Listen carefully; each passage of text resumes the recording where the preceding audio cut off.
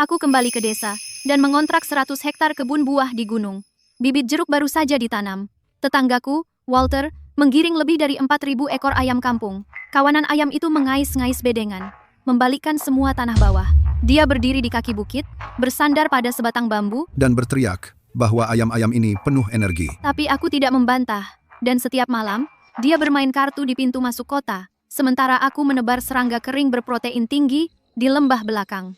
Pada hari ketiga, tidak satu pun ayamnya kembali saat dipanggil.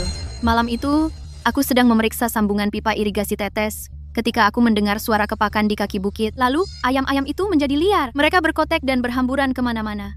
Ke-4.000 lebih ayam itu bergegas naik ke lereng seperti pintu air terbuka, meluap dari bawah, dan dalam sekejap mereka menyerbu ke bedengan. Mereka mengais dengan cakar, mematuk dengan paruh. Di lereng curam, bibit-bibit baru tercabut sampai akar-akarnya. Pada ujung yang patah, masih menempel tetesan air dari saat baru ditanam. Beberapa terseret setengah meter, ujung-ujungnya hancur semua. Walter berdiri di kaki bukit, bersandar pada tongkat bambunya, menengadahkan lehernya ke atas. Suaranya keras dan jelas, seolah takut ada yang tidak dengar. Dia menghentakkan tongkat bambu ke tanah. Dan berkata ayam-ayam ini memang lincah. Menambahkan bahwa akhir-akhir ini dia agak kekurangan uang. Kandang ayamnya kotor, tidak bisa dipijak. Jadi biarkan aku menaruhnya di kebunmu beberapa hari. Yang membuatku menggenggam erat ujung bambu di tanganku. Aku berkata pada Tuan Walsh, bahwa bibit-bibit baru ditanam kemarin. Tapi dia bilang jangan khawatir soal berapa banyak ayam bisa makan. Katanya mereka akan mematuk beberapa serangga dan rumput yang harus kuanggap sebagai pupuk dan pengendali hama gratis. Dan bertanya apa aku bukan lulusan kuliah, karena buku menyebutnya pertanian ekologis. Dan sebelum aku sempat berkata apa-apa, Dia meraih tongkatnya dan pergi. Dia berteriak bahwa ketika ayam-ayam bertelur, dia akan membawakanku beberapa untuk dicoba. tapi dia sudah pergi. Aku memungut bibit patah dari tanah. Patahannya kering, berkerak lumpur kuning. Tidak satu pun bibit di lereng yang utuh.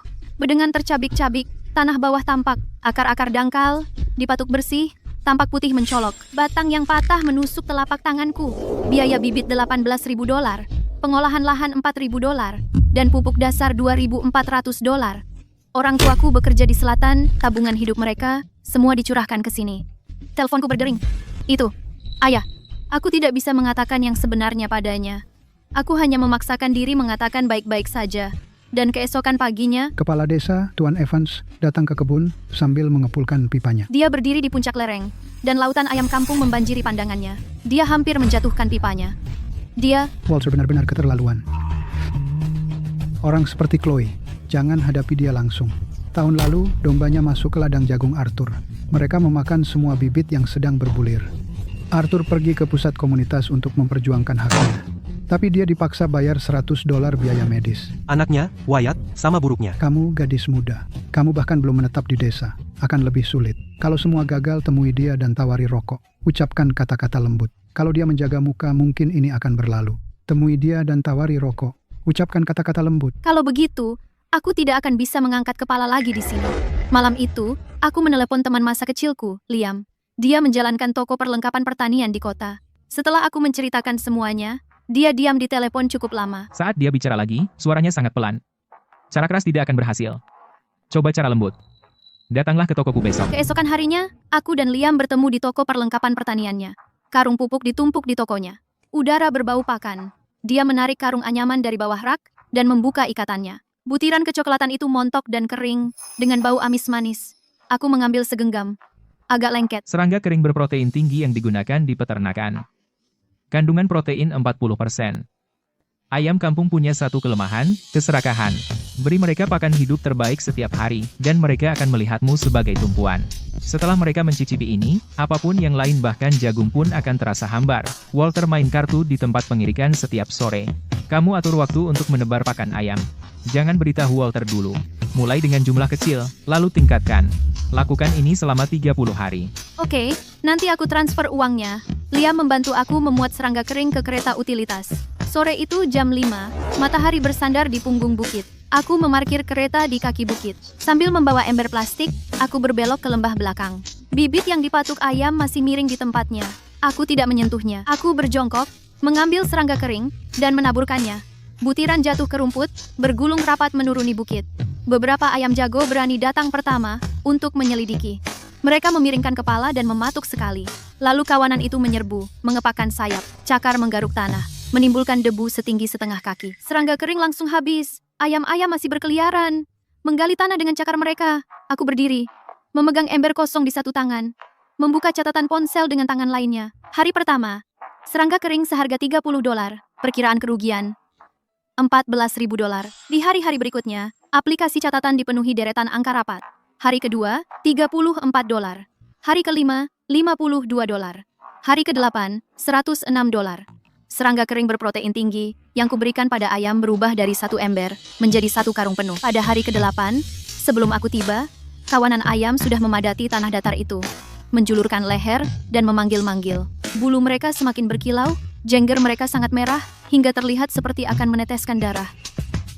Setiap malam, Walter berjalan-jalan dengan tangan di belakang punggungnya. Anak-anak kuliah pasti tahu cara beternak ayam. Lihat bagaimana ayam-ayamku ada di halamanmu. Mereka penuh semangat. Aku akan mengirimimu lebih banyak telur nanti. Kamu tetap akan untung. Aku tidak membantahnya. Hari ke-10, lereng di kaki bukit mulai longgar karena semua patukan. Kamu akan tenggelam setengah sepatu saat melangkah. Jika mereka terus mematuk seperti ini, saat musim hujan tiba, semua tanah akan longsor dari lereng. Aku membeli patok kayu dan pagar pembatas dari kota. Aku butuh 3 hari untuk memasang pagar di sekitar kebun. Aku melilitkan 3 lapis kasa di tanganku, agar lepuh tidak terus mengeluarkan cairan. Aku berhasil mencegah ayam masuk. Tapi keesokan paginya, sebuah lubang besar robek di pagar. 5 patok kayu telah dicabut. Ayam-ayam itu masuk melalui celah. Aku diam saja. Sore itu aku memukul patok kembali dan memperbaiki pagar. Malam harinya, aku duduk di belakang halaman, sambil menonton umpan keamanan seluler. Aku memeriksa kebun setiap 2 menit, dari jam 10 sampai dini hari. Tepat setelah pukul 3 pagi, di dekat tepi kebun, sosok muncul merayap. Sosok itu sedang mencongkel pagar. Aku menyorotkan senter tugas beratku ke sana. Beberapa helai rambut kuning. Itu adalah anak Walter Wyatt. Dia menyipitkan mata padaku dalam cahaya. Kami berdua tidak mengatakan sepatah kata pun. Beberapa serangga terbang melewati sorotan. Dia tiba-tiba mengumpat sesuatu. Berbalik dan berjalan ke dalam kegelapan. Dia membanting linggisnya ke tanah. Keesokan paginya, di bawah tatapan setengah warga lokal, aku memukul semua patok kayu kembali. Aku meletakkan batu besar di dasarnya. Cara aku mengayunkan palu godam itu tidak berbeda dari pria kuat manapun.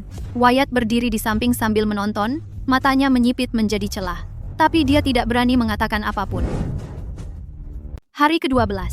Gosip di alun-alun kota ramai. Kalau gadis Chloe itu mau sedikit tenang, dia bisa mendapatkan mas kawin $30.000. Dia menolak $30.000 hanya untuk menanam pohon buah-buahan. Dan sekarang lihatlah, dia terlalu pengecut untuk melawan Walter dan anaknya. Dia bahkan tidak berani bernapas. Aku berjalan lewat. Mereka melihatku saat itu. Mereka semua diam. Aku juga tidak berkata apa-apa. Aku hanya mengangguk pada mereka dan terus bekerja. Memo, di ponselku baru saja diperbarui. Kerugian saat ini, $16.000. Tapi sebagian besar ayam sekarang hanya makan serangga kering. Hari ke-15. Walter mulai bingung. Ada apa dengan ayam-ayam ini? Mereka bahkan tidak mau memakan jagung yang baru ditanam. Ini benar-benar aneh. Dulu mereka berebutan makanan ini, tapi sekarang mereka tidak mau menyentuhnya. Dia mengobrol denganku, matanya penuh perhitungan. Ada terlalu banyak serangga di kebun. Mereka sudah kenyang, jadi tidak perlu makan saat kembali. Meski begitu, seharusnya tidak seperti ini. Dia berjalan kembali sendiri, masih berpikir, apa yang tidak bisa dia pahami, aku bisa. Hari ke-20, Walter datang ke kebun untuk mengusir ayam-ayam. Kali ini dia membawa tongkat kayu yang lebih panjang. Dia bersiul di dasar lereng. Siulan itu berbunyi 3 kali. Ayam-ayam menjulurkan kepala dari hutan, melihat sekeliling, lalu masuk kembali. Dia berlari bolak-balik di lereng, ujung celananya penuh dengan duri dan rumput patah. Dia jatuh 2 kali, wajahnya dipenuhi goresan berdarah dari rumput tinggi. Puluhan ayam terbang di atas kepala Walter, berkokok keras. Bulu ayam ada di mana-mana. Walter hendak bangun tapi tersedak bulu dan jatuh kembali. Martha sedang memetik sayuran liar di dekatnya dan tidak bisa menahan tawa. Walter, ada apa dengan ayam-ayammu? Kenapa mereka tidak mendengarkanmu lagi? Beberapa warga lokal menahan tawa mereka. Wajah Walter memerah hingga ke leher. Urat-uratnya berdenyut 2 kali. 1 jam kemudian, sebagian besar ayam dikejar turun ke bukit. Beberapa ratus melesat ke semak-semak. Mereka menolak keluar, hanya memperlihatkan ujung jengger mereka. Ayam-ayamnya saja pada memberontak. Warga lokal menahan tawa mereka. Mereka melanjutkan pekerjaan mereka. Aku berdiri di gudang sambil melihat, sampai dia membawa tongkat bambu, sambil mengumpat sepanjang jalan ke bawah. Lalu aku mengeluarkan ponsel dari sakuku, dan menulis di memo, hari ke-20. Total biaya serangga kering, $1.244. Hari ke-22, saat fajar. Walter berdiri di gerbang pekaranganku. Dia mulai berteriak. Pencuri ayam sialan. Kamu berani mencuri dari rumahku? Usianya sekitar 50 tahun. Wajahnya merah cerah. Sekarang dia terlihat seperti monyet konyol. Seseorang membuka jendela dan memanggilnya. Walter, apa? Mau bangunin orang mati sepagi ini? Bajingan mana yang mencuri ayam-ayamku? 800 ekor. 800. Itu kerugian besar. Tetangganya ingin tertawa, tetapi menahannya. Walter melotot ke arah pria itu dengan galak. Lalu dia berbalik dan menatapku. Chloe, jujurlah padaku. Apakah kebunmu dirampok? Ayam-ayam kami hanya bersembunyi di kebunmu. Aku menangkap maksudnya. Ayam-ayamnya tidak dicuri, tetapi bersembunyi di kebunku dan menolak kembali bersamanya. Kalau begitu, bagaimana kalau kamu menelepon polisi untukku, Tuan Walsh? Kalau Walter benar-benar berani panggil polisi, dia tidak perlu melontarkan sindiran di depan saya. Dia berdiri di gerbang saya, lama sekali, Cepat atau lambat, saya akan mencari tahu sampai tuntas. Saya melihatnya pergi. dan berdiri di pintu dengan senyuman. Dalam beberapa hari lagi, ayam-ayamnya semakin banyak yang tidak mau pulang bersamanya. Hari ke-25. Jumlah ayam yang mau pulang bersama Walter berkurang 700 ekor lagi. Dia membuang semua harga dirinya. Dia langsung pergi ke Tuan Evans untuk mengeluh. Chloe pasti sudah meracuni ayam-ayamku. Kenapa lagi mereka tidak mau ikut denganku? Tuan Evans, kelelahan karena omelannya, terpaksa datang padaku. Chloe, jujur padaku. Apa yang sebenarnya terjadi dengan ayam-ayam Walter? Tuan Evans, serangga kering itu dari toko Liam. Ayam-ayam suka sekali. Apa yang bisa saya lakukan? Kalau dia pikir ada masalah, suruh dia periksa sendiri. Tuan Evans terkejut. Dia mengerutkan alis dan tidak mendesak. Dia menatapku. Beberapa hal tidak bisa diucapkan dan tidak perlu diucapkan. Tuan Evans berjalan keluar dengan tangan di belakang punggung. Sejak hari itu, gosip di bawah pohon besar, di pintu masuk kota, berubah arah. Saat Walter menggiring ayam-ayamnya ke kebun orang lain, dia tidak pernah menyangka hari ini akan tiba. Ayam, mereka pergi ke siapa yang memberi mereka makan. Chloe pergi ke lembah setiap hari untuk membuang serangga kering. Ayam-ayam tahu di mana letak keuntungan mereka. Kandang ayamnya sekarang hanya cangkang kosong. Tidak ada sehelai bulu pun tersisa. Mereka semua bertelur di kebunnya. Hahaha. Kudengar dia pergi mengeluh ke Tuan Evans, katanya dia meracuni mereka. Apa yang bisa Tuan Evans katakan? Kamu menggiring ayam-ayammu sendiri ke lahannya. Sekarang lihat, mereka sudah beralih ke pihaknya. Jika dia tidak menjual, dia tidak akan mendapatkan sehelai bulu pun. Tapi jika dia menjual, di mana harga dirinya? Mendengar semua ini, sebuah dorongan tiba-tiba menghampiriku. Kebun buah sangat cocok untuk pertanian terpadu. Ayam makan serangga dan kotorannya menyuburkan tanah, membuat pohon tumbuh lebih baik. Omongan Walter yang dia berikan untuk menipuku ternyata cukup masuk akal. Tapi bibit baru ditanam 2 hari lalu. Sekelompok ayam bergegas masuk untuk mengais. Itu tidak memupuk apa-apa. Itu merobek bibit-bibit. Tapi sekarang berbeda. Bibit-bibit sudah berakar. Ayam-ayam sudah terikat dengan tempat ini. Sekarang giliranku untuk membalikan keadaan, menggunakan logikanya sendiri melawan ayam-ayamnya. Aku menelepon Liam dan memberitahunya rencanaku. Liam diam sejenak di telepon. Lalu dia terkekeh. Walter hanya punya 2 pilihan sekarang. Jual ayamnya kepadaku dengan harga murah, Atau lihat ayam-ayam berpesta di gunungmu, dan dia tidak akan mendapat sehelai bulu pun darinya. dengan persetujuan Liam, aku mulai membangun kandang ayam di tepi kebun buah. Tiang pinus untuk fondasi, genteng asbes untuk atap, tempat minum dan tempat makan berjejer rapi. Walter langsung datang. Chloe, kamu mencoba mencuri ayam-ayamku. Tuan Walsh, jika ayam-ayam Tuan mau kembali bersama Tuan, aku tidak akan menghentikan mereka. Aku sudah membangun kandang ini. Bukannya aku tidak bisa membeli ayam di tempat lain? Kamu, Walter sangat marah. Urat di pelipisnya menonjol. Tentu saja dia tahu ayam-ayam tidak akan mengikutinya kembali. Selama berhari-hari, dia berkeliaran di kaki gunung.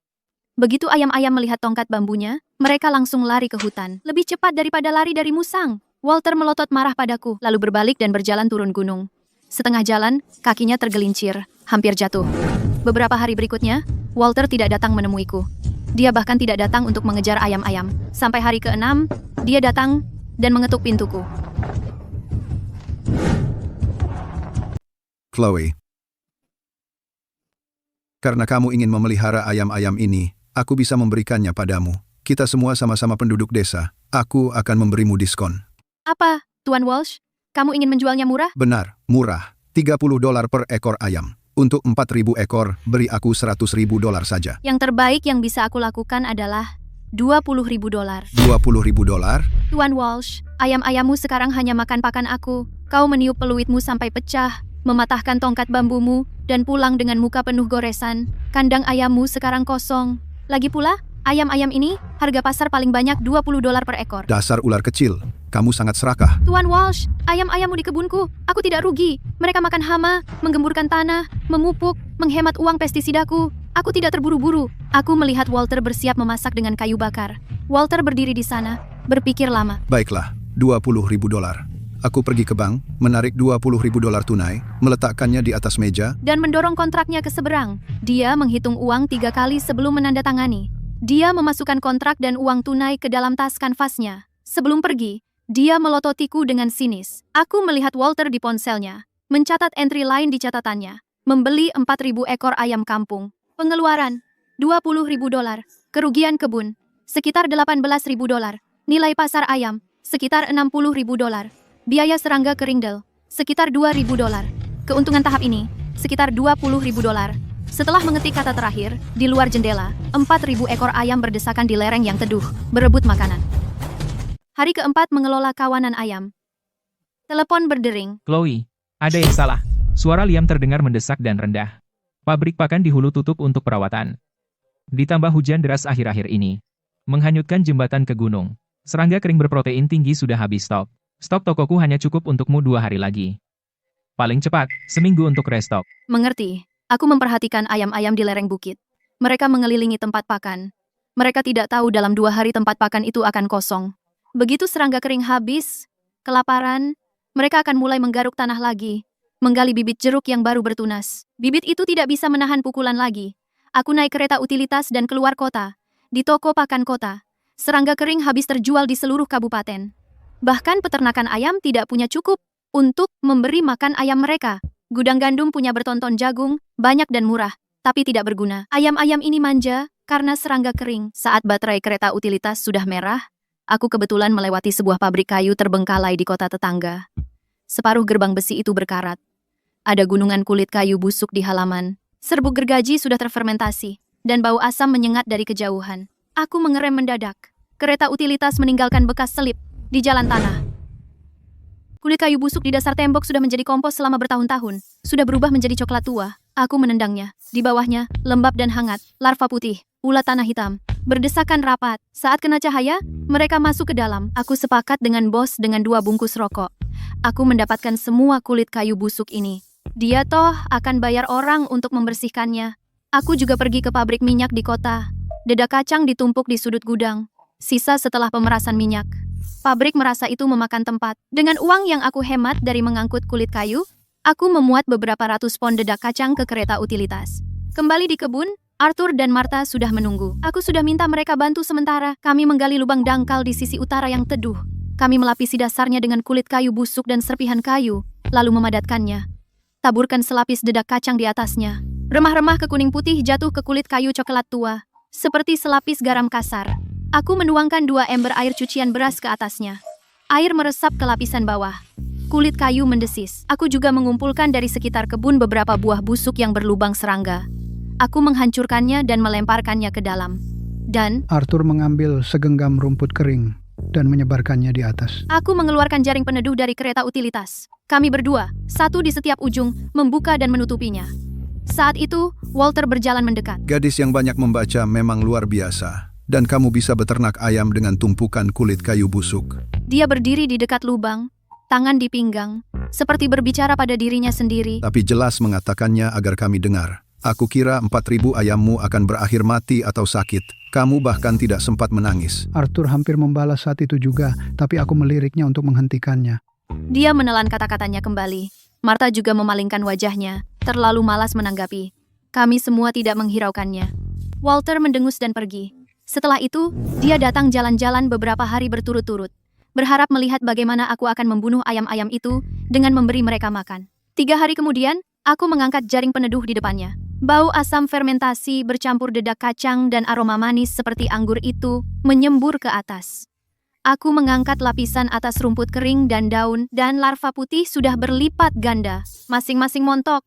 Mereka menggeliat di antara kulit kayu busuk dan serpihan kayu. Ulat tanah semua menumpuk di dasar, lebih dari 2 kali lipat dibanding seminggu lalu. Aku menyendok satu sekop penuh, setengah larva, setengah serpihan kayu, membawanya ke tempat terbuka di kebun, dan menuangkannya dengan suara wus. Kawanan itu langsung berhamburan, seperti segenggam biji wijen hitam yang tumpah di tanah. Pertama, seekor ayam jantan melesat, lalu satu lagi, lalu sekawanan, sambil kepakan, kokok, dan cakaran suara terdengar dari segala penjuru, dan kawanan itu berkumpul di lapangan seperti air pasang. Walter berdiri di samping tangki fermentasiku, dan aku bisa merasakan seluruh lereng bukit bergerak, wajahnya muram. Sementara Arthur bersandar pada cangkulnya, melihat ayam-ayam berebut di kakinya, mengecap-ngecap bibirnya. Ya, ayam-ayam ini ternyata tidak kelaparan. Mereka terlihat lebih lincah. Walter mendengus, berbalik dan pergi. Sementara Arthur, Martha, dan aku terus memberi makan ayam-ayam itu. 4.000 ayam, yang dulu suka mengais kemana-mana. Setelah memakan pakan fermentasi, mulai mengantuk di bawah pohon, mata setengah terpejam. Jengger mereka merah terang dan mata berkilau. Dan ketika seseorang lewat, mereka akan mendongak, lalu menyembunyikan kepala kembali di bawah sayap. 5 hari kemudian, Lia membawakanku serangga kering berprotein tinggi baru, dan melihat ayam-ayam yang mengilap ini, dia tak bisa menahan diri untuk mengambil jaring menangkap satu, mengangkat dan menimbangnya di tangannya, sambil berkata, Ayam-ayam ini padat, dan ketika peternakan ayam kota membeli 1 ton, tahukah kamu berapa harga pakan berprotein tinggi? "Aku tahu." Kamu membawa kembali kulit kayu busuk hanya dengan 2 bungkus rokok, menambahkan beberapa ember air cucian beras, dan membuat sesuatu yang jauh lebih baik dari punya mereka. Kamu tidak perlu lagi meminjam uang untuk pakan dariku. Saat pikap itu pergi, aku masuk kembali dan membuka buku catatan. Dan di halaman baru, aku menulis, mengembangkan metode beternak fermentasi serangga hidup. Biaya pakan berkurang 50%. Ayam bertambah berat secara signifikan. Dan tingkat hama kebun turun bersamaan. Catatan, ayam-ayam kenyang, berbaring diam, dan tidak mengais tanah. Menjaga akar bibit tetap aman. Sementara di luar jendela, 4.000 ayam terbaring di senja, begitu sunyi, sehingga hanya terdengar angin bertiup, daun berdesir, dan kokok sesekali. Pagi hari ke-9, aku menemukan katup tersumbat. Saat berkeliling, aku menyadari tekanan tetesan mati. Aku mengikuti pipa ke hilir. Aku berhenti di lubang katup utama di kaki bukit. Seseorang membuka tutup manhole. Ada serpihan semen segar di sekeliling tepinya. Aku berjongkok untuk memeriksa. Semen dan kerikil memenuhi katup dan membuatnya macet total. Sudah kering kerontang. Mereka tahu di mana katupnya, dan mereka tahu cara memblokirnya. Mereka menggunakan semen basah yang sudah dicampur. Seseorang yang tahu apa yang mereka lakukan, melakukan ini. Aku berdiri. Aku tidak bertingkah seperti lulusan baru yang merengek atau mengumpat. Aku menelepon Liam. Malam itu juga, sebuah pompa diesel dan ratusan kaki selang industri mengalir ke sungai kecil di jurang. Kami melewati katup yang tersumbat dan memompa air dari hilir yang lebih jauh ke jalur irigasi tetes utama. Masalah air terpecahkan. Aku membeli dari toko desa 2 botol minuman keras dan 1 karton rokok. Arthur sudah banyak membantu aku, tapi sejak aku kembali ke desa, ini adalah kunjungan resmi pertamaku ke tempatnya. Arthur, kamu yang membangun kandang ayam dan menggali kolam semuanya gratis. Aku meletakkan minuman keras dan rokok di atas meja. Hari ini, aku datang untuk membahas sesuatu yang serius. Kebunku sudah berkembang, mengumpulkan telur, membersihkan kandang, mencampur pakan, memeriksa pipa. Aku tidak bisa mengurus semuanya sendiri. Aku ingin kamu dan Bucang membantu. Upahnya $30 per hari, dibayar tunai, makan siang termasuk. Arthur tidak bergerak, dan aku juga ingin memintamu untuk mencari tahu tentang siapa lagi di desa yang bisa diandalkan dan pandai bekerja. Bisakah kamu bertanya-tanya untukku? Aku menatapnya. Arthur memasukkan pipanya kembali ke mulut. Bara itu menyala sekali di senja. Dia menatapku. Hening panjang. Chloe, kamu tidak memintaku menjadi buruh upahan. Kamu ingin aku menginjak muka Walter lagi. Aku akan mengumpulkan beberapa orang untukmu besok pagi. Keesokan paginya, Arthur membawa 4 orang bersamanya. Martha berjalan di depan. Di belakangnya ada George, Thomas, Arthur, dan Ben. Arthur menyelipkan pipanya di ikat pinggang. Chloe, aku sudah bawa semua orang yang kamu minta. Aku sudah menyiapkan slip gaji kertas sebelumnya. Aku berikan 1 kepada masing-masing. Gaji harian $30, dibayar tunai. Makan siang disediakan, tunai. Lereng mana yang mulai kita kerjakan? Dan begitu saja, kebun itu menjadi ramai. Arthur bertanggung jawab mencampur pakan dan memeriksa pipa. Martha memimpin tim mengumpulkan telur dan membersihkan kandang. Pada hari pertama, Martha yang memasak sup kental, 2 roti gulung per orang. 3 hari kemudian, gosip di bawah pohon besar di pintu masuk kota berubah. Arthur ada di kebun Chloe. $30 sehari, tunai di tangan. Makan siang disediakan. sup kental sepuasnya. Pada malam hari ketujuh, mereka selesai bekerja. Arthur duduk di bawah pohon besar di pintu masuk kota. Beberapa tetua berkumpul untuk mendengarkan. Ayam-ayam itu dibandingkan saat Walter memilikinya menjadi lebih gemuk dari sebelumnya. Chloe tahu cara mencampur pakan yang tepat, pakan fermentasi hidup. Ayam-ayam itu memakannya jadi gemuk dan tidak sakit. Dan Walter, dia melirik ke arah jalan kota. Tidak ada sedikit pun emosi di matanya. Gerbang halaman Walter tertutup rapat. Gulma tumbuh di celah-celah batu. Dia di rumah minum sendirian. Kandang ayamnya bersih sekarang. Tidak ada satu bulu pun yang tersisa. Gerbang itu terasa sunyi menyeramkan di senja hari. Jendela lantai 2 terbuka sedikit. Lalu, tertutup lagi. Arthur benar. Walter akhir-akhir ini terlalu pendiam.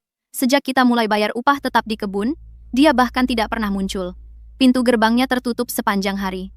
Kadang ada celah di jendela lantai 2, tapi aku tahu dia mengawasi. Wyatt, sejak waktu itu dia mencoba memotong pagar pembatas, dan aku menangkapnya dengan senter, dia juga tidak keluar malam lagi. Kesunyian ini bukan berarti dia menyerah. Ini dia sedang merencanakan langkah selanjutnya. Aku pergi ke kota untuk ambil pakan. Di sana, aku mampir ke kandang anjing di pinggir kota, dan dapat 2 ekor herder hitam. Lalu aku singgah ke toko Liam, dan mengambil 4 kamera inframerah, tenaga surya. Kembali ke kebun, Arthur sedang jongkok di bawah lumbung, mengasah pisau. Dia mendongak, dan melihatku menuntun 2 anjing hitam besar turun dari bak truk. Dan dia berhenti di tengah gerakan. Kamu benar-benar mempekerjakan satpam untuk kebun? Ya, aku melilitkan tali ke tanganku. Kalau Wyatt berani menyelinap masuk malam, 2 ini akan mengejarnya sampai telanjang. Arthur menatap anjing-anjing itu sebentar, lalu membantuku menancapkan 2 pancang besi tebal di setiap sisi gerbang pembatas. Kami merantai anjing-anjing itu ke pancang. Kedua anjing itu berbaring, meletakkan dagu di atas kaki, telinga mengarah ke kebun. Lalu aku membawa tangga dan memasang 4 kamera tinggi di pohon di 4 sudut kebun. Kamera menghadap keluar, penglihatan malam inframerah, dan umpan terhubung ke ponselku. Setelah memeriksa kualitas gambar, aku beralih layar dan menambahkan catatan baru di memo. Membeli 2 ekor herder hitam, 4 kamera inframerah tenaga surya. Biaya, $840. Catatan, upgrade, sistem pertahanan. Di luar, sudah gelap total. Kedua herder itu berbaring di dekat gerbang pembatas, telinga mereka perlahan berputar dalam gelap. Hari-hari Juli panas terik, 5 hari tidak hujan, malam juga tidak berangin. Malam itu, jam 1:30 pagi, teleponku berdering, alarm dari monitor, layar tiba-tiba terbuka.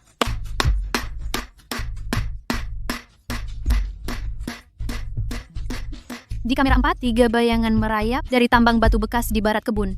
Inframerah membuat segalanya putih keabu-abuan. Mereka bergerak lambat, tapi mereka tahu kemana mereka pergi. Tidak salah lagi yang di depan, Wyatt. Dia membawa ember plastik. Obor terikat di punggungnya. 2 orang asing mengikuti di belakang, membungkuk. Suara teredam dari receiver. Wyatt benar-benar akan melakukannya. Setelah bensinnya tumpah dan angin mulai bertiup, seluruh gunung akan terbakar. Diam, sialan. Karena perempuan jalang itu, ayahku tidak bisa mengangkat kepala di desa. Bukankah dia yang menggunakan serangga kering untuk mencuri ayam kita? Hari ini, aku akan mengubah seluruh gunung ini menjadi gunung mati. Tuang. Wyatt menuangkan bensin ke kebunku. Dia menyalakan korek api, menyalakan obor. Aku memakai jaketku, mengambil senter tugas berat dari balik pintu dan linggis, memasukkan ponsel ke sakuku, dan menuju ke kebun. Di rekaman keamanan, obor-obor sudah menyala. Di dalam pagar pembatas, 2 anjing gembala Jerman berdiri, telinga tegak, bahu rendah. Geraman rendah bergemuruh dari dalam tenggorokan mereka. Wyatt mendekatkan obor ke bensin, lalu berhenti mendadak. Dan menatap ke dalam kegelapan. Dia mendengar geraman. Suara apa itu? Nggak ada, kan? Geraman kedua lebih dalam. 2 anjing gembala Jerman meluncur diam-diam dari kebun. Anjing. Kedua anjing gembala Jerman itu menyerbu ke tengah-tengah 3 lelaki itu, menjatuhkan satu, dan mengejar, serta menjatuhkan yang lain. Wyatt mundur 3 langkah tersandung, membentur drum plastik, dan terguling ke dalam bensin. Obor itu jatuh di dekatnya. Dia tersadar. Dia bergegas memadamkan api, takut terbakar. Aku mendorong pintu gerbang, Menyalakan senter. dan sorotan menyorot wajahnya. 2 preman lainnya berhamburan panik ke dalam kegelapan menuju tambang.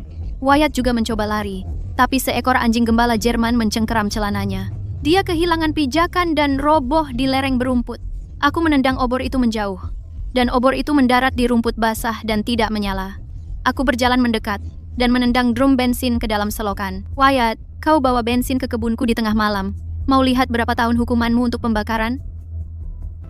Lampu polisi menerangi separuh desa.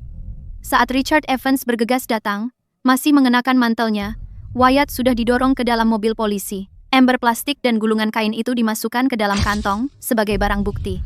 Tepat di sana, di bawah lampu yang berkedip, keesokan paginya, seseorang memukul-mukul pintu gerbang. Berhenti setelah beberapa ketukan, lalu bunyi gedebuk tumpul. Seseorang duduk di ambang pintu. Walter duduk di ambang pintu. Wajahnya merah. Dia bau minuman keras semalaman. Chloe, aku mohon padamu. Wyatt, dia hanya melakukan kesalahan bodoh. Jika kamu biarkan dia masuk penjara, hidupnya akan hancur. Aku berbalik dan mengambil sebuah jeruk dari meja. Aku berdiri di dalam ambang pintu, mengupasnya perlahan. Tuan Walsh, dulu, saat ayam-ayam Tuan merusak semua bibitku di bukit, apakah Tuan pernah berpikir bahwa bibit-bibit itu adalah hasil kerja orang tuaku yang mereka kumpulkan dengan bekerja di jalur perakitan selama 20 tahun? Itu urusan pengadilan. Aku tidak akan menandatangani surat pengampunan apapun. Aku berdiri. Aku masuk kembali ke dalam dan menutup pintu. Setelah lama, orang di ambang pintu itu perlahan berdiri. Wyatt didakwa dengan percobaan pembakaran dan dijatuhi hukuman ke pusat tahanan.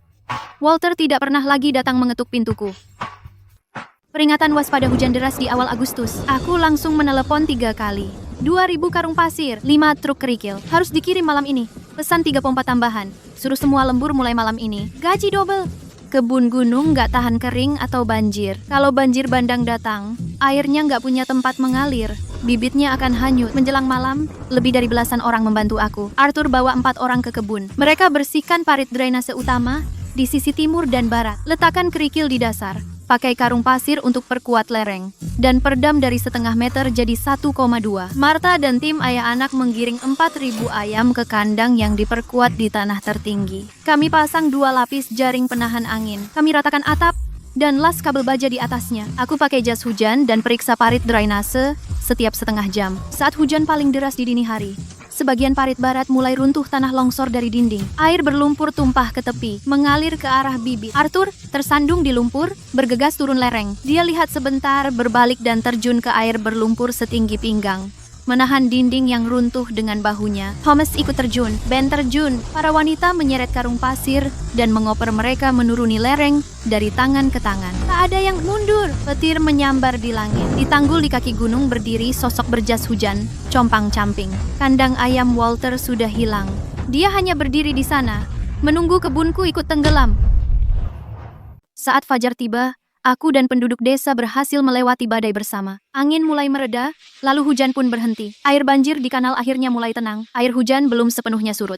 Tapi, dinding kanal tidak akan jebol lagi. Aku terpuruk di lumpur. Jas hujanku sobek 3. Tanganku berlumuran darah. Arthur, Martha, Thomas, dan Ben. Kami duduk di tepi kanal, saling bersandar. Lumpur di wajah kami retak menjadi garis-garis halus. Setelah beberapa saat, Arthur mulai tertawa, dan yang lain ikut. Perjuangan benar mendapat dukungan. Aku akhirnya sadar betapa benarnya kata-kata itu. Ke-4.000 ayam kampungku selamat. Bibit jeruk masih berdiri berkelompok di lereng bukit. Beberapa miring, tapi akarnya masih di tanah. Walter masih berdiri di teras di kaki bukit, bergumam dengan getir pelan. Jas hujannya melindunginya sebentar, tapi pada akhirnya, hujan membuatnya basah kuyup. Dia berbalik dan kembali. Di rumah, ada tumpukan ayam mati menunggu untuk dibuang.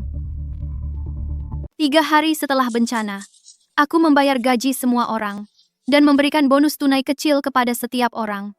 Aku mengeluarkan 50 kotak telur ayam kampung dari gudang pendingin, memetik beberapa ratus pon jeruk musim awal, memuat penuh kereta utilitas, dan membawanya ke pusat komunitas. Richard Evans sedang menghitung daftar korban bencana. Dia melihat apa yang ada di kereta dan berhenti menulis. Chloe, apa ini? Donasi. Untuk para lansia dan keluarga yang membutuhkan yang terkena dampak parah. Dia menatapku dan tidak menolak. Malam itu, di bawah pohon besar di pintu masuk kota, beberapa baris orang duduk untuk menghilangkan panas. Arthur sedang mengepulkan pipa rokok dan menceritakan kisah melompat ke air lumpur saat badai. Thomas menyela. Tanpa kebun bos Chloe kami pasti sudah tersapu. Benar. Kota kami paling ringan terkena dampak kali ini. Hanya 100 hektar miliknya. Beberapa kibasan kipas, dan tidak ada yang memanggilnya seperti itu lagi. Alih-alih gadis Chloe itu, mereka semua memanggilnya bos Chloe. Di seberang kaki gunung, gerbang halaman Walter masih tertutup. Kurang dari 2 minggu setelah topan, panas kembali datang. Matahari bersinar terik dari pagi hingga malam. Uap naik dari tanah di lereng-lereng. Saat berkeliling, aku melihat ada yang tidak beres. Beberapa pohon jeruk muda di sisi selatan memiliki daun yang menggulung dan menguning.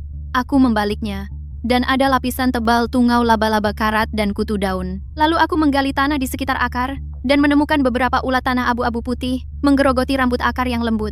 Topan membawa lebih dari sekadar hujan.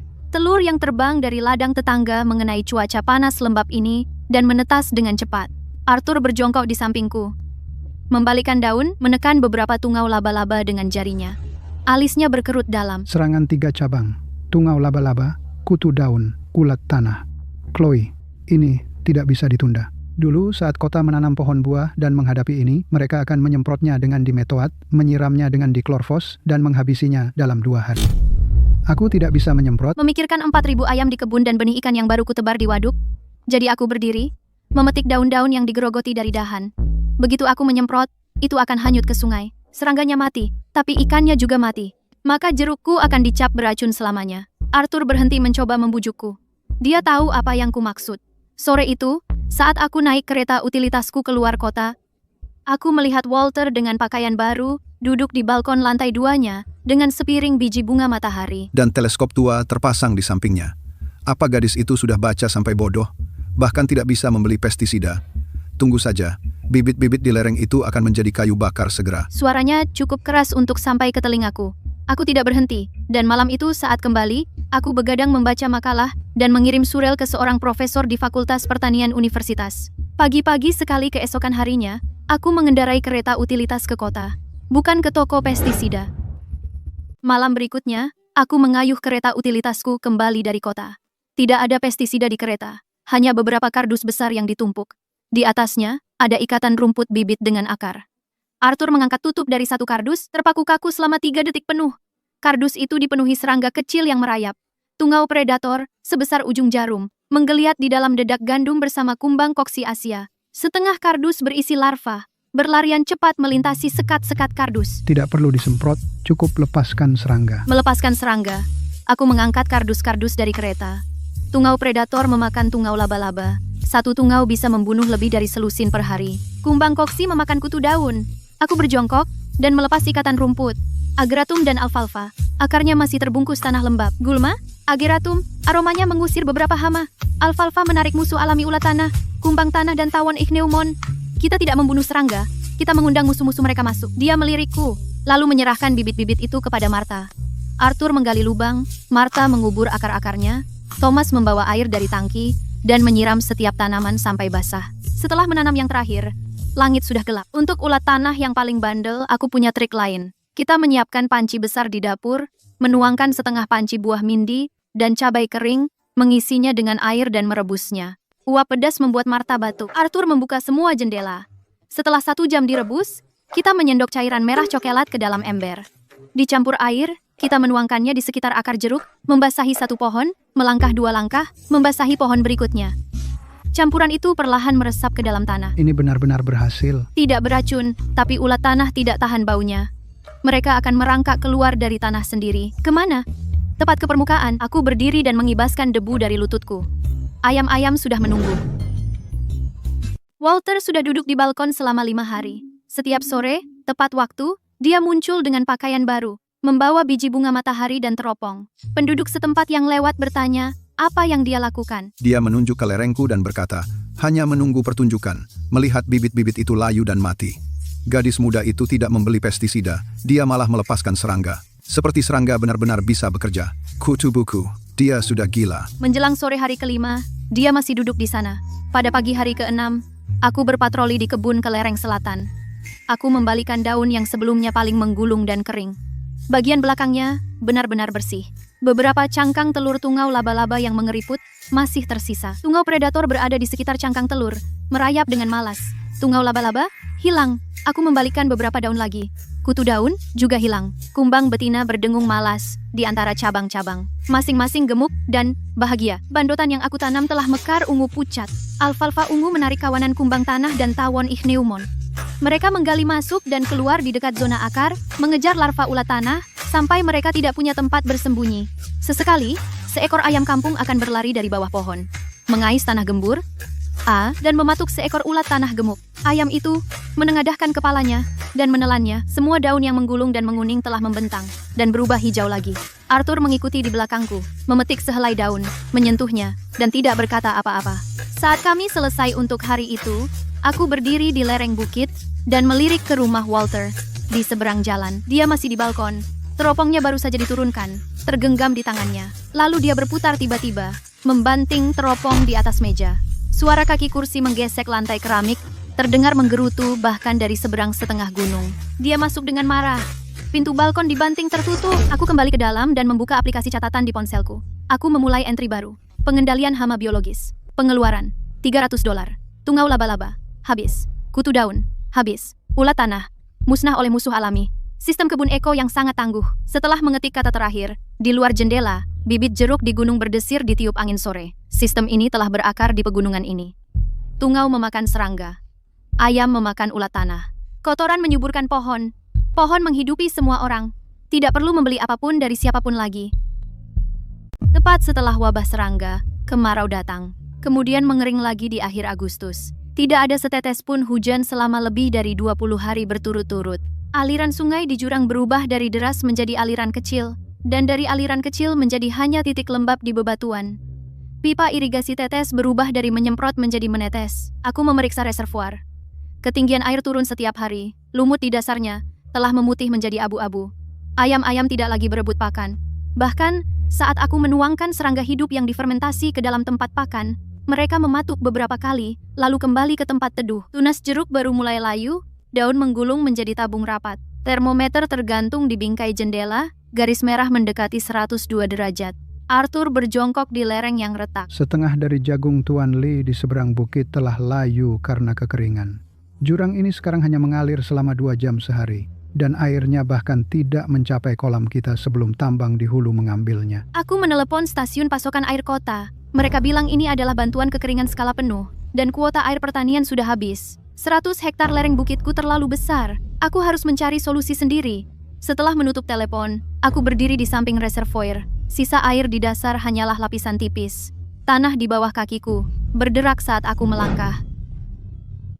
Waduknya tidak akan bertahan sampai akhir pekan. Sore itu, aku sedang menyesuaikan pompa air di tepi waduk. Aku mendengar langkah kaki di belakangku. Lebih dari 1 orang. Walter berdiri di ujung lain waduk. Di sampingnya, ada seorang pria paruh baya dengan tas kulit. Kacamata berbingkai emas. Perut sedikit buncit. Cara dia memandang kebun itu seperti sedang menilai sepotong daging. Chloe, Ini Tuan Brooks. Dia menangani pengadaan monopoli di kota ini. Suara Walter keras dan jelas. Dia sangat dermawan. Kudengar desa kita terkena kekeringan, jadi saya datang membantu. Tuan Brooks tidak bertele-tele. dia mengeluarkan kontrak dari tasnya dan menyerahkannya padaku. Waduk ditambang di belakang gunung itu milikku. Terhubung ke sungai bawah tanah. Airnya ada sepanjang tahun. Tanda tangani kontrak ini. Dan aku akan memasok air ke kebunmu setiap hari, sampai panen musim gugur. Aku membaca 2 halaman, lalu aku menutup halaman ketiga. Jeruk dijual $1 di pasar. Dan kau mengambil semuanya dengan harga 24 sen. Kau membeli ayam kampung dengan harga ayam kandang $3 per ekor. Ini yang kau sebut bantuan? Bah, Chloe, saat ini, hanya dia yang bisa memberimu air. Jika kau menolak, dalam seminggu, semua bibitmu di gunung akan layu dan mati. Ayam kampungmu akan mati karena haus dan penyakit. Saat itu, bahkan jika kau memohon, semua barangmu ini tidak akan bernilai sepeser pun. 3 hari dari sekarang. Bahkan jika engkau memohon padaku, harganya akan turun 20% lagi. dia berbalik dan berjalan menuju kaki gunung. Walter mengikuti beberapa langkah dan menoleh ke belakang padaku. Dia menyeringai, maksudnya jelas. Airmu ada di tanganku. Lihat berapa lama kau bisa bertahan. Aku hanya berdiri di tepi waduk, melihat bayangan gunung di air. Aku diam. Tanda tangani kontrak itu saja. Jeruk 36 sen per pon, semua termasuk. Ayam kampung $4 per ekor. Jeruk $1 di pasaran. Ayam lebih dari $20. Dia cuma menjualnya kembali. Dia menaikkan harganya berkali-kali lipat. Aku bahkan tidak bisa menutupi biayaku. Semua bulan kerja keras ini. Dari sendok pertama serangga kering, ke kolam fermentasi, ke parit drainase, ke 4.000 ayam, semuanya hanya bekerja untuknya secara gratis. Jika aku tidak menandatangani, air tidak akan bertahan sampai akhir pekan. Aku mengambil kerikil di tanganku dan melemparkannya satu persatu ke kolam. Permukaan air terus menurun. Sore hari, Arthur berjongkok di lereng bukit. Pipa rokok tergigit di antara giginya. Bara di ujungnya berkedip di senja. Di depannya terbentang lereng pucat dan kering. Chloe, ada sesuatu yang perlu aku sampaikan padamu. Mengenai bentangan bukit ini, jangan tertipu oleh pohon dan rumput di atasnya. Di bawahnya, semuanya batu. Desa pernah mengebor beberapa sumur sebelumnya. Gali sedalam sekitar 30 kaki. Kamu akan menemukan air. Tapi itu bukan air sungguhan. Air itu merembes dari retakan batu, sedikit dipompa, dan habis dalam 3-5 hari. Jika kamu ingin 100 hektar ladangmu mendapatkan cukup air, kamu harus mengebor, menembus lapisan granit itu. Hanya rig berat yang mencapai kedalaman 600 kaki yang bisa menembusnya. Ada mamunya, seluruh peralatannya harganya lebih dari $10.000. Dan kamu perlu tim survei profesional. Tidak ada yang mau mengambil risiko itu. Aku berdiri di sampingnya. Tanpa berkata sepatah kata pun, aku diam-diam membuka aplikasi catatan di ponselku. Aku menggulirnya. Modal kerjaku kurang dari $10.000. Mengebor sumur air dalam. Anjungan, pengeboran berat, pompa sumur dalam dan pipa pengalir air. Aku kekurangan setidaknya $6.000. Aku mematikan layar. Aku memanggil nomor Liam. Liam, bisakah kamu meminjamkanku $6.000? Bantu aku menghubungi kru pengeboran di kota. Aku butuh yang bisa mengebor 200 meter, menembus lapisan granit. Alat berat seperti itu. Chloe, kau tahu apa artinya mengebor ke dalam granit? Judy, bagaimana jika kita mengebor 200 meter dan tidak menemukan apa-apa? Atau tidak cukup, uang itu hanya terkubur di dalam tanah. Aku sudah dengar tentang Tuan Brooks. Kita bisa saja menghasilkan lebih sedikit tahun ini. Telan harga diri kita, lewati ini, lalu kita akan cari jalan keluar. Tidak mungkin. Jika aku menelan harga diriku hari ini, semua orang di desa ini akan menginjak-injakku mulai sekarang. Tuan Brooks menawar rendah pada kita, karena kekeringan. Besok, dia akan mencari alasan lain.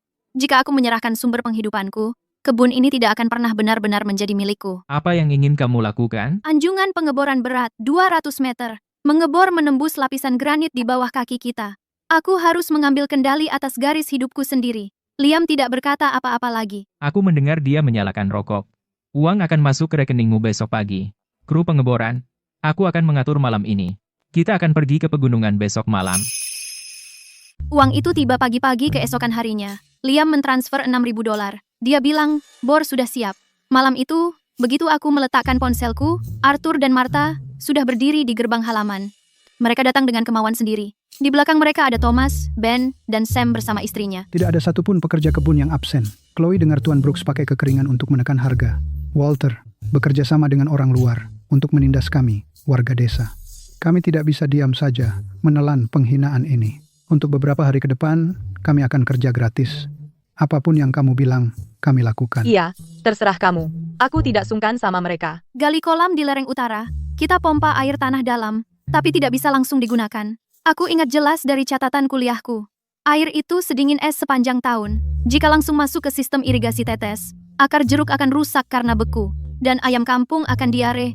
Kita perlu bangun kolam bertingkat antara sumur dan kebun.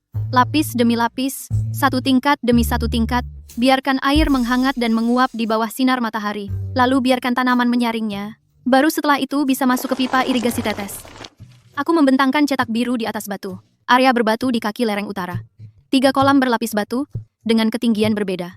Arthur melirik sebentar, meraih sekopnya, lalu pergi. Di bawah terik matahari, suara sekop membalik tanah bergema dari pagi hingga malam. Arthur menggali dasar kolam. Thomas, Arthur, dan Ben memindahkan batu untuk bangun dinding. Sam dan istrinya mendorong gerobak untuk angkut kerikil kasar dari sungai. Aku letakkan lapisan pertama kerikil kasar di kolam, sebagai alas. Batu mineral di tengah, dan arang ditaburkan di atasnya. Martha memimpin beberapa wanita untuk bawa ekor kucing dan bunga tasbih. Mereka menanamnya dalam rumpun di sepanjang tepi kolam. Akar-akarnya terbenam di lumpur basah, daun-daun terkulai, di bawah terik matahari. Setelah disiram, mereka perlahan segar kembali. Ketika ketiga kolam selesai, hari sudah senja. Saluran masuk tertinggi terhubung ke sumur, saluran keluar terendah ke pipa, irigasi tetes utama. Air akan mengalir turun tingkat demi tingkat, dipanaskan, disaring, dan terkena sinar matahari di kolam. Saat keluar, airnya sudah tidak dingin lagi. Air batuan dasar sudah siap. Senja. Di kejauhan, mesin berat bergemuruh di jalan gunung yang berkelok. Sebuah rig pengeboran berat yang dipasang di trek menarik badan panjang. Ia melewati tikungan terakhir. Lampu depan redup menembus senja. Aku menyuruh Liam mengaturnya untuk masuk malam hari. Menghindari jalan desa, kami langsung naik dari kaki gunung, menjauhi jendela Walter. Rig berhenti. Operatornya melompat turun. Dia seorang tukang bor tua, sekitar 50 tahun. Wajahnya dipenuhi noda minyak. Dia berjongkok di titik pengeboran, menghentak tanah dengan kakinya, dan melihat ke arah bukit-bukit di sekeliling. Di bawahnya, granit, 200 meter, tidak dangkal. Kamu bisa? Aku bisa, tapi tidak ada jaminan air. Jika kita menemukan batu mati di tengah, semua sia-sia. Kamu masih mau? Lakukan. Mata bor menggigit tanah. Seluruh rig bergetar. Gemuruh dalam menyebar ke seluruh lembah. Arthur memasukkan pipanya ke mulut, tapi tidak menyalakannya, hanya menatap lubang. Martha berdiri di samping lubang, menggosok tangannya. Sam mendorong gerobak dorong ke samping. Batang bor sepanjang 30 meter, tersambung satu persatu. Hanya debu batu abu-abu yang keluar. Pada kedalaman 50 meter, debu semakin halus seperti kapur giling. Angin meniupnya ke atas. Arthur berjongkok dan menjepit sedikit. Dia mengerutkan kening. 100 meter. Gemuruh bor turun satu nada penuh, menggerogoti granit. Operator mengamati pengukur tekanan. Setetes keringat mengalir dari bawah topinya. Aku berdiri di samping rig, kedua tangan berlumur lumpur. Tanah kering terselip di bawah kuku. Debu abu-abu menumpuk menjadi bukit kecil. Tidak setetes pun. Arthur mengambil pipa yang tidak menyala dari mulutnya dan memegangnya di telapak tangannya. Bor terus menggerogoti. 120 meter. Operator menarik pinggiran topinya. Tidak melihat ke arah kami. Pada hari ketiga, matahari terbit seperti biasa. Hampir setengah dari tunas jeruk baru benar-benar layu. Daunnya menggulung menjadi tabung tipis. Mereka berubah dari hijau menjadi kuning layu. Ayam-ayam berkerumun di bawah naungan pohon. Suara mereka lemah. Waduknya mulai kering. Tuan Brooks dan Walter muncul tepat waktu. Tuan Brooks melirik ke lereng bukit beberapa kali. Setelah memeriksa bibit yang layu, dia menoleh ke arahku. 3 hari sudah habis. Kudengar kau mengebor sumur di granit. Mimpi saja. Kontrak hanya bisa ditandatangani dengan harga 20% dari harga pasar sekarang. Tanda tangani, dan saya akan memanggil truk air segera. Aku bahkan tidak melihat mereka. Aku berjalan langsung ke rig pengeboran. Bagaimana keadaannya? Granitnya terlalu keras. Kita harus ganti ke mata bor berlian. Bahkan dengan upgrade, tidak ada jaminan kita akan menemukan air. Jika kita menemukan batu mati, kita tidak akan mendapatkan kembali 1 sen pun. Lanjut pengeboran? Tanda tangani saja sekarang. Jika lebih lama lagi, setiap bibit di bukit akan mati. Di belakangku, suara Walter mengejarku. Bor! Aku mengucapkan kata itu melalui gigiku. Bahkan jika aku harus mengebor melalui granit ini, aku akan melihat air. Operator itu menatapku. Dia menarik pinggiran topinya. Mata bor berlian. Sekarang. Setelah mengganti mata bor, suara bor berubah. Suara potongan tajam menembus jauh ke dalam tanah, 190 meter. Seluruh rig bergetar hebat. Operator membanting pengukur tekanan. Jarum melesat ke garis merah, lalu memantul kembali. Bor mengeluarkan dengungan rendah dan tumpul. Kita tembus, kita sudah mengebor lapisan granit. Dia menarik ke bawah tuas pengangkat. Lalu, kolom air keruh menyembur keluar dari lubang, membawa serpihan batu dan kerikil, bagaikan naga putih yang melesat ke langit. Air mancur setinggi 10 meter menyembur di bawah terik matahari, membiaskan menjadi pelangi, Arthur merenggut topi jeraminya. dan melemparkannya ke tanah. Dia melompat dan menari di tumpukan batu. Arthur, Ben, dan Thomas berpelukan. Martha meraih istri Sam, tertawa dan menangis. Seluruh lereng utara bersorak. Kakiku lemas. Aku roboh di atas kerikil. Air dingin itu jatuh dari atas, membasahiku dari ujung rambut sampai kaki. Air itu sedingin es, membawa manisnya dari kedalaman 200 meter. Tuan Brooks berdiri di tempat teduh, wajahnya gelap dan muram. Walter berdiri di sampingnya, wajahnya juga gelap. Tak sepatah kata pun, menatap kosong ke arahku, dan air tanah segar itu. Air tanah dipompa ke kolam terasering. Air mengalir bertahap melalui 3 kolam. Pasir kasar dan batuan mineral menyaring kotoran dan padatan tersuspensi. Air berubah dari keruh menjadi jernih. Di kolam kedua, akar ekor kucing dan bunga tasbih menyerap kotoran mineral. Kelopak kecil yang gugur mengapung di permukaan. Kolam ketiga, sudah terpanggang matahari sepanjang hari. Air permukaan terasa hangat saat disentuh. Air tanah bersuhu 10 derajat, menghangat hingga sekitar 20. Tidak lagi membeku, aku berjongkok di dekat saluran keluar kolam ketiga dan menciduk segenggam air. Tidak dingin, tapi hangat, dengan aroma sinar matahari. Aku membuka katup irigasi tetes utama, dan air mengalir melalui pipa ke atas lereng bukit. Pipa tegak irigasi tetes menyala satu persatu. Suara air mengalir menyebar dari kaki hingga puncak bukit. Tanah yang retak mendesis begitu terkena air. Gelembung-gelembung halus naik dari celah-celah tanah. Daun jeruk yang menggulung seperti tabung perlahan terbuka di air. Mulai dari tepi daun, mereka menjadi hijau kembali, sedikit demi sedikit ke arah tengah. Ayam-ayam mendengar air dan bangkit dari naungan pohon. Satu, lalu satu kawanan. Mereka terbang menuju pipa tegak, berkerumun di sekitar penetes untuk minum. Kotekan mereka memekakkan telinga. Aku berdiri dan mengusap lumpur dan air dari wajahku. Tuan Brooks, bantuan tepat waktu yang kau sebut itu hanyalah caramu menawar rendah saat aku sangat kehausan. Harga diriku mendapatkanku mata air yang tak pernah kering. Aku melihat mereka membuka kamera ponselku dan mengambil foto. Ini memo baruku. Setelah kekeringan, Cuaca akhirnya kembali normal. Beberapa hujan musim gugur, dan bibit jeruk di seluruh gunung menyerap banyak air. Tunas baru terus bermunculan satu demi satu, menutupi seluruh lereng bukit dengan hijau segar. Aku menanam lingkaran duri dan pagar api di sekitar kebun. Semak duri tumbuh cepat. Pagar api rapat membentuk pagar alami. Ayam-ayam mematuknya beberapa kali, merasa berduri, dan akhirnya hanya berkeliaran di sekitar kebun. Aku juga menebar benih ikan rumput dan ikan mas ke dalam waduk aliran gunung. Ikan-ikan itu memakan sisa kotoran ayam dan buah jatuh, dan kotoran yang mereka keluarkan diuraikan oleh mikroba, berubah menjadi plankton yang kembali menjadi makanan ikan. Arthur berjongkok di tepi waduk dan mengamati lama. Ayam makan serangga, kotorannya menyuburkan pohon, ikan makan kotoran ayam dan buah jatuh. Kebunmu sekarang bisa menghidupi dirinya sendiri. Hampir, tapi daun-daun gugur dan ranting pangkasan menumpuk di kaki lereng, membusuk dan memberi makan tangki fermentasi. Dia mendecakkan lidah dan menggelengkan kepala.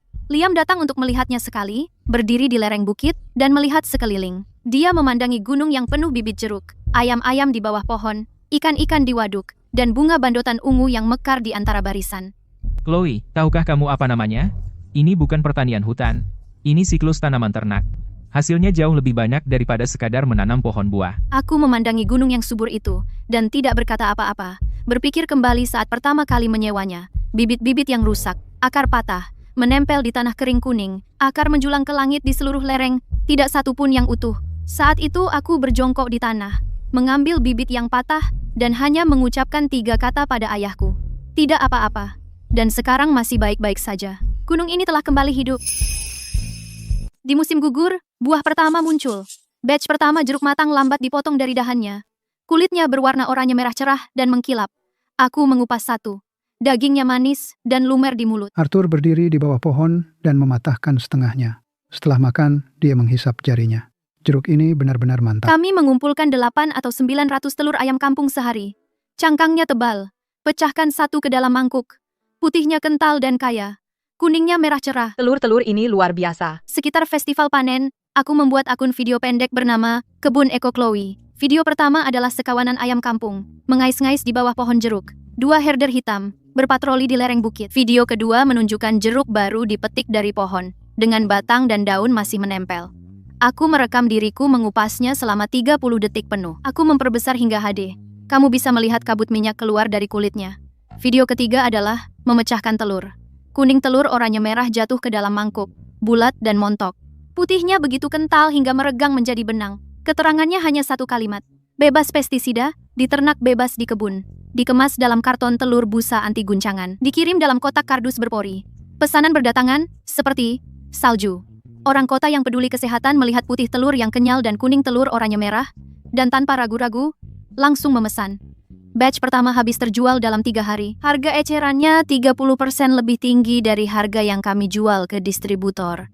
Arthur berjongkok di gudang pengepakan, melipat kardus. Sambil melipat, dia tertawa terbahak-bahak.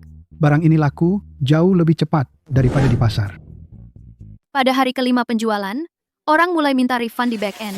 1 atau 2, lalu banyak yang minta refund. Semua alasannya anehnya sama. Mereka bilang melihat komentar yang bilang itu tidak aman. Aku membuka bagian komentar video itu. Puluhan komentar jahat berjejer di atas. Disemprot pestisida. Jangan beli yang dimatangkan dengan hormon. Itu berbahaya untukmu. Si Chloe itu, Aku dari kotanya. Perempuan ini hanya soal uang. Dia benar-benar kejam. Tanah dan air, di pegunungan, rusak karena pestisida. Semua akun ini baru didaftar. Tanpa avatar, tanpa postingan. Hanya nama, deretan angka panjang sebagai ID mereka. Tapi komentar datang bertubi-tubi, dan like-nya mencurigakan tinggi. Ada yang mengatur dari belakang layar. Martha berdiri di gudang pengiriman. Menatap meja yang penuh dengan formulir pengembalian dan kardus yang terbuka. Matanya memerah. Dia mengusap matanya dengan lengan bajunya. Chloe, barang kita bersih dan jujur, dan sudah dirusak oleh lidah berbisa mereka. Apa yang harus kita lakukan sekarang? Aku menggulir kembali ke komentar jahat itu, dan membacanya lagi. Lalu aku tidak bisa menahan senyum sinis. Martha, panggil Arthur, dan yang lain. Aku meletakkan ponselku. Tidak ada pengiriman hari ini. Mulai siaran langsung. Mulai siaran langsung dan lawan balik. Bukan untuk melawan balik. Tapi biarkan kebenaran menampar mereka keras di wajah. Aku memasang ponselku di tripod, Di depan kandang ayam, aku membuka siaran langsung, tanpa filter. Aku mengarahkan kamera lurus ke waduk aliran gunung. Kalian bisa lihat sendiri, sumber irigasi kebun, ikan grass carp, dan ikan krusian hidup dari aliran gunung. Mereka mengibaskan ekor di dalam air. Aku menggeser kamera ke bawah. Ayam kampung sedang mematuk makanan di bawah pohon jeruk. Aku berjalan ke pohon. Aku memetik buah kuning cerah. Aku mengupasnya dengan tangan. Kabut minyak jeruk halus menyembur. Bagiannya montok dan bening. Aku menggigit besar dengan kulitnya. Jus menetes di sudut mulutku. Jika ada pestisida berbahaya, ikan grass carp tidak akan bertahan di aliran ini. Jika jeruknya dimatangkan secara buatan, aku tidak akan berani memakannya dengan kulit. Komentar mulai membanjir. Aku berjalan ke kandang ayam. Aku mengambil 4 telur yang baru keluar dari sarang jerami. Arthur memberikan mangkuk kaca. Aku memecahkannya di tempat itu. Kuning telur yang oranye kemerahan mengendap montok di dasar. Putih telurnya kental. Mereka meregang jadi benang panjang saat aku angkat dengan sumpit. Ayam yang diberi hormon tidak bisa bertelur seperti ini. Penonton siaran langsung melonjak dari ratusan menjadi puluhan ribu. Chat menjadi heboh. Orang yang membatalkan sekarang menyesal. Mereka memohon aku membagikan tautan. Ini benar-benar telur ayam kampung. Aku bilang stok. Hari ini terbatas. Siapa cepat dia dapat. Dalam waktu kurang dari 2 jam, semua stok hari ini habis terjual. Aku mendapat 100.000 pengikut baru. 3 hari setelah siaran langsung, sebuah truk pendingin masuk ke desa. Richard Evans membawa Tuan Lee ke tepi kebun. Dia adalah pedagang grosir hasil pertanian terbesar di kota, yang mengkhususkan diri pada rantai pasokan hijau kelas atas. Dia berjalan langsung ke dalam kebun, mengambil seekor ayam betina, menimbangnya di tangannya, memeriksa cakar dan ujungnya, lalu melihat ke palung pakan dan tangki air. Bos Chloe, saya ambil kumpulan ini. Begitu dia mengatakan itu, sebuah kereta utilitas berderak datang dari jalan desa. Walter yang mengayuhnya, baknya penuh dengan puluhan ayam sakit dan kurus. Jengger mereka pucat dan lemas. Dia memarkir kereta menyamping di depan truk pendingin, tersenyum lebar. Tuan Lee, ini ayam kampung organik pakan biji-bijian. Tuan Lee menunduk melihat ayam-ayam yang berdesakan di dalam kandang. Dia sedikit mengerutkan kening. Aku menyuruh Arthur mendorong kandang bambu. Di dalamnya, ayam kampung itu memiliki bulu yang mengkilap, jengger merah dan tubuh yang kuat. Pandangan Tuan Lee beralih dari kereta Walter ke kandang bambuku. Dia dengan santai mengambil seekor ayam dari kandang bambu, menimbangnya, memeriksa cakar dan warna jenggernya, meletakkannya kembali dan mengambil yang lain. Dia melihat semuanya, lalu berbalik ke arah Walter. Simpan ayammu untuk dirimu. Wajah Walter membeku. Bos Lee menoleh ke arahku, menyeka tangannya hingga bersih. Di depan seluruh desa yang menonton, dengan keras, Bos Chloe, kirimanmu ini. Saya ambil semua telur, jeruk, dan ikan dari kolam. Saya akan menambahkan 20% di atas harga grosir. Mari kita tanda tangan kontrak sekarang. Dia mengeluarkan kontrak dari tasnya. Berjongkok di meja rendah di depan kandang ayam, dia mencoret beberapa baris, mendorongnya ke arahku, dan aku menandatanganinya. Lalu dia mengeluarkan setumpuk uang tunai dari tasnya, menepukkannya ke telapak tanganku. Ini uang mukanya. Walter mendorong kereta utilitasnya yang rusak. Berdiri di tepi kerumunan, di bak kargo, puluhan ayam sakit berkerumun di dalam kandang. Tidak ada yang menatapnya saat dia berbalik dan pergi dengan keretanya. Rodanya memantul 2 kali di jalan tanah. Bentuknya semakin kecil dan kecil. Pada penyelesaian akhir tahun, aku membalik ke halaman terakhir memo. $0. Pendapatan dikurangi biaya, menggambar garis di bawahnya. Laba bersih $42.000. Aku duduk di meja menatap angka itu lama, lalu berganti aplikasi, dan memutar nomor ayah. Telepon berdering. Aku memberitahunya tentang laba tahun ini.